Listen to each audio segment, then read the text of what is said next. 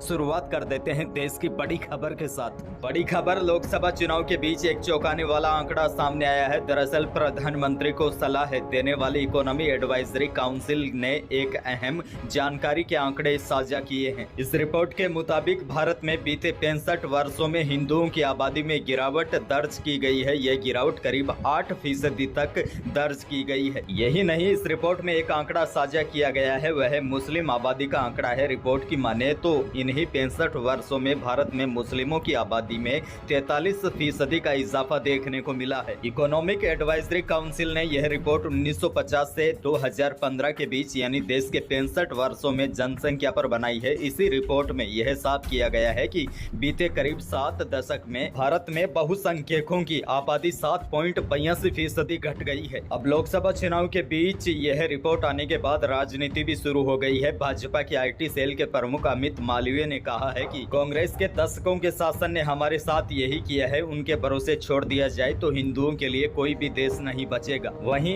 AIMIM chief Asaduddin Owaisi ने इसे WhatsApp university की रिपोर्ट करार दिया है और प्रियंका गांधी ने कहा है कि हमें उन मुद्दों पर बात करनी चाहिए जो लोगों के जीवन से जुड़े हैं। भाजपा अपने हिसाब से मुद्दे बनाती है। खैर, आगे बढ़ जाते हैं। मजदूर और श्रमिक भाइयों के लिए बड़ी खबर। आज हम बात करेंगे प्रधानमंत्री श्रम योगी मानधन योजना की। यह योजना विशेषकर दिहाड़ी मजदूरी करने वाले मजदूरों के लिए चलाई गई है। इसके लिए 18 वर्ष से 40 वर्ष के व्यक्तियों को आवेदन करना होता है, जिसके बाद वह असंगठित क्षेत्र के वर्कर्स को 60 साल की उम्र के बाद 3000 रुपए पेंशन दी जाती है। इस योजना के तहत लाभार्थी को हर महीने कंट्रीब्यूशन करना होता है। जितना वो देते हैं उतना ही सरकार उसमें मिलाती है। यानी कि आसान भाषा में आपको समझाऊं तो अगर लाभार्थी इसमें 100 रुपए देता है तो 100 रुपए सरकार की ओर से दिया जाता है। इसमें 60 साल की आयु तक निवेश करना होता है। 60 साल की उम्र के बाद आपको हर महीने 3000 रुपए की पेंशन इस स्कीम के अंतर्गत मिलेगी। आप श्रम योगी मानधन योजना के पोर्टल पर विजिट करके आसानी से इस स्कीम में आवेदन भी कर सकते हैं। इसके लिए 18 से 40 वर्ष तक के आवेदकों को 60 वर्ष की आयु प्राप्त करने तक 55 रुपए से लेकर 200 रुपए तक के बीच में मासिक योगदान देना होता है, जिसके बाद 60 वर्ष के बाद वह पेंशन का हकदार हो जाता है। अगर कोई पात्र ग्राहक इस योजना में शामिल होने के 10 वर्ष से कम की अवधि में इससे बाहर निकलता है तो उसे पूरा पैसा ब्याज समेत वापस भी कर दिया जाता है।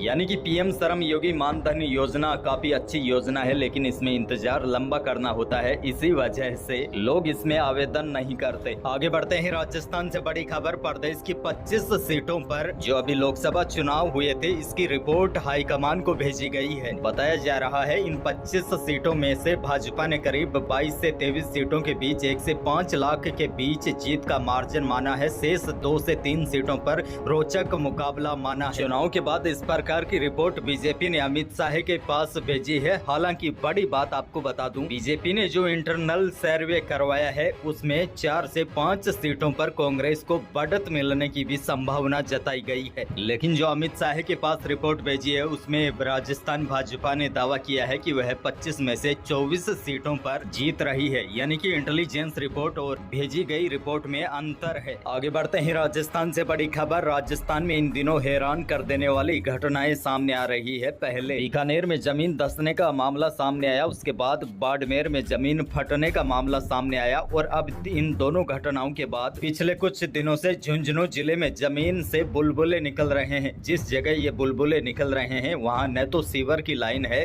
और न ही पानी का कोई कनेक्शन। दरअसल झुंझुनू जिले के स्थित मांडव रोड पर मान कॉम्प्लेक्स के नजदीक की पूरी घटना बताई जा रही है। स्थानीय दुकानदारों का कहना है कि करीब 6-7 दिनों से इसी तरह यहाँ पर बुलबुले निकल रहे हैं। अब प्रशासन इस पूरे मामले की जांच कर रहा है। आगे बढ़ जाते हैं। राजस्थान से बड़ी खबर। राजस्थान में उत्तर पश्चिमी रेलवे की ओर से नॉन इंटरलॉकिंग का काम किया जा रहा है। इसके कारण प्रदेश से संचालित होने वाली 15 ट्रेनों के शेड्यूल में बदलाव किया गया है। इनमें से 4 ट्रेनों को पूरी तरह रद्द किया गया है, 6 ट्रेनों को आंशिक रद्द किया है, 2 ट्रेनों के रूट में बदलाव किया गया है, जबकि 3 को रीशेड्यूल किया गया है। ऐसे में यात्रा करने से पहले पूरी जांच पड़ताल करके ही घर से निकले। आगे बढ़ जाते हैं। एक और बड़ी खबर। राजस्थान यूनिवर्सिटी ऑफ हेल्थ एवं साइंसेज के vice chancellor doctor Sudhir Bhandari ने पद से इस्तीफा दे दिया है। अब भंडारी के कार्यकाल की जांच भी हो सकती है। भंडारी को state organ and tissue transplant organisation के चेयरमैन पद से भी हटाया जा चुका है।